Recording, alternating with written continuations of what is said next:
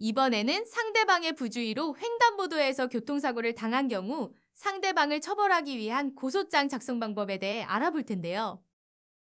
영상을 모두 시청하시면 사례를 통하여 어떠한 경우에 교통사고 처리 특례법 위반죄가 성립하는지와 법원에서 교통사고 처리 특례법을 위반하였다고 판단하는 기준은 무엇이며 고소장에서 필수적인 기재사항은 무엇인지 범죄 사실을 구체적으로 설명하는 방법과 사례에 맞추어 필요한 증거자료는 무엇인지 확인하여 고소장을 작성할 수 있습니다.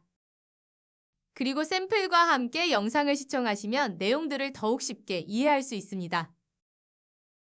교통사고 12대 중과실이라고 들어보신 적이 있나요?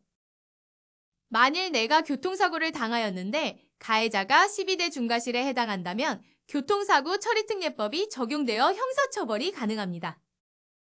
이번 영상에서는 내가 당한 교통사고가 12대 중과실에 해당할 경우 어떻게 고소장을 써야 하는지 알아보겠습니다.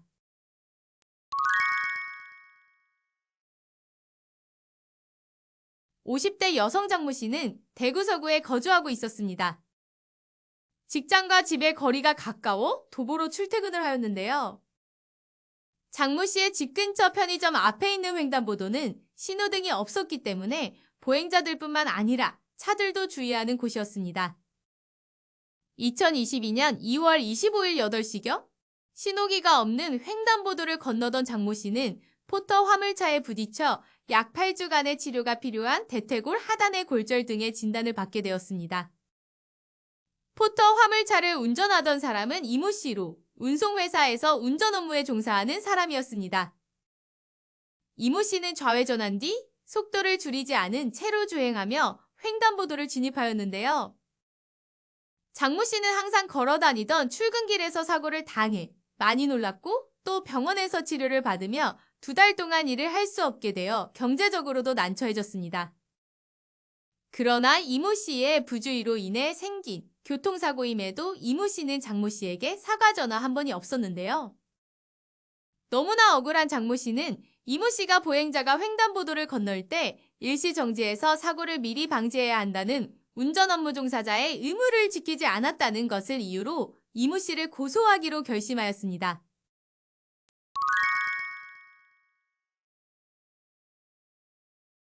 이번 사례에서 이모 씨처럼 횡단보도를 횡단하던 장모 씨를 차로 충격한 행위는 교통사고처리특례법상 보행자 보호의무 위반에 해당합니다. 이는 모든 차량의 운전자가 횡단보도를 횡단하는 보행자에 대한 주의 의무를 다하지 않을 경우 성립하는 범죄입니다.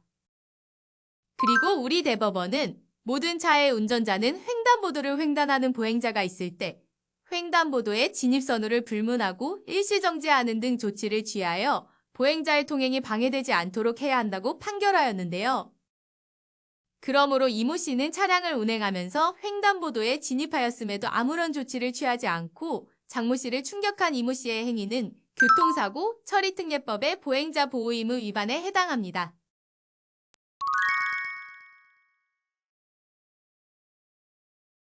그럼 이 사례에 맞춰 고소장 작성 방법에 대해서 살펴보겠습니다. 우선 고소장이란 범죄의 피해자 또는 고소할 권한이 있는 사람이 범죄 사실을 수사기관에 고소하기 위해 제출하는 서류입니다. 쉽게 말해 범죄의 가해자를 처벌해달라고 요청하는 서면인데요. 그렇기 때문에 고소장을 작성할 때는 가해자의 범죄 사실을 구체적으로 기재해야 합니다. 먼저 고소장을 작성하기 위해서는 아래와 같은 순서로 목차를 설정합니다. 고소인이란 고소를 하는 사람으로 고소인의 신분을 확인할 수 있는 사항을 기재합니다. 피고소인이란 고소를 당하는 사람, 보통 범죄 가해자를 말하며 피고소인을 특정할 수 있는 사항을 기재합니다. 이번 사례처럼 피고소인의 차량 번호 외에는 아무런 인적 사항을 알지 못하였다면 우선 알지 못하는 사항은 불상으로 기재하고 차량 번호와 같은 특정한 정보로 피고소인을 특정할 수 있습니다. 그리고 추가적으로는 수사기관에 진술하는 과정에서 피고소인을 특정할 수 있는 방법을 찾아야 합니다. 고소 취지와 관계법령은 피고소인을 어떠한 법령에 의하여 고소하는지 그리고 이로써 피고소인의 처벌을 구한다는 취지를 기재하는 항목입니다. 그러므로 이번 사례는 보행자 보호 의무 조항이 포함되어 있는 교통사고 처리 특례법 제3조의 처벌의 특례와 제6호의 횡단보도의 보행자 보호 의무 위반을 기재하였습니다. 만일 여러분이 12대 중과실 중 다른 사유에 해당할 경우 해당되는 항목을 기재하여 주시면 됩니다. 범죄 사실은 본격적으로 사건 발생 경위에 대해서 기재하는 항목입니다. 그리고 피고 소인의 범죄 행위를 설명하는 부분이므로 고소장에서 가장 중요한데요. 그래서 범죄 사실을 구체적으로 기재하기 위해서는 소목차를 만들어 정리하는 것이 좋습니다. 다음은 범죄 사실에서 반드시 들어가야 하는 내용의 소목차인데요. 작성한 소목차에 따라 범죄 사실을 어떻게 작성하는지 확인해 보겠습니다. 첫 번째로 고소인과 피고소인의 관계는 사건의 배경을 파악하기 위해 필요한 항목으로 고소인과 피고소인이 서로 어떤 관계인지 기재합니다. 그러므로 고소인은 횡단보도를 통행하던 자, 그리고 피고소인은 운전자로서 고소인을 충격하여 고소인에게 상해를 가한 자임을 각각 특정하여 기재하였습니다. 이 사건의 경위는 어떻게 사건이 발생하게 되었는지, 피고소인이 어떤 범죄 행위를 저질렀는지에 대하여 사건 경위를 구체적으로 작성하는 항목입니다.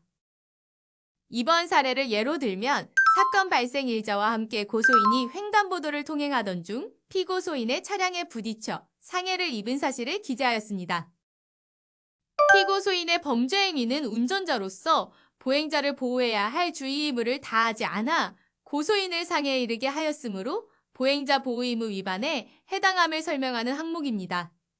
그러므로 피고소인은 운전자로서 횡단보도를 통행하는 보행자가 있음에도 정차하지 않고 운행하여 고소인에게 상해를 가하였는지 상세하게 기재하였습니다.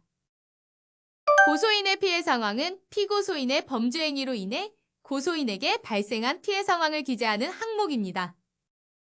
이번 사례에서 고소인에게는 신체적 손해가 발생하였고 이를 치료하기 위한 경제적 손해가 발생하였습니다.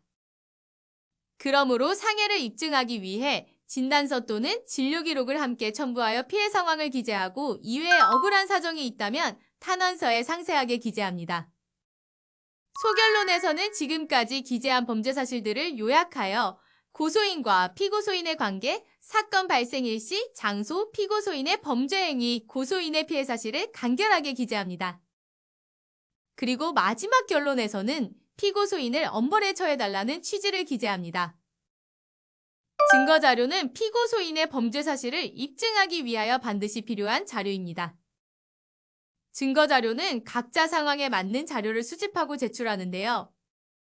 이번 사례처럼 피고소인의 범죄 행위가 담긴 CCTV 영상과 고소인의 상해를 입증하기 위한 진단서를 증거자료로 제출한다면 피고소인의 범죄 행위를 가장 잘 입증할 수 있는데요.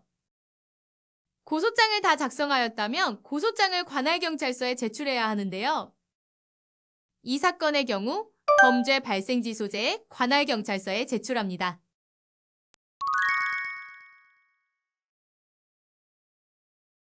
이번 영상에서는 교통사고 처리 특례법의 보행자 보호 의무 위반에 대한 고소장 작성 방법을 알아보았는데요.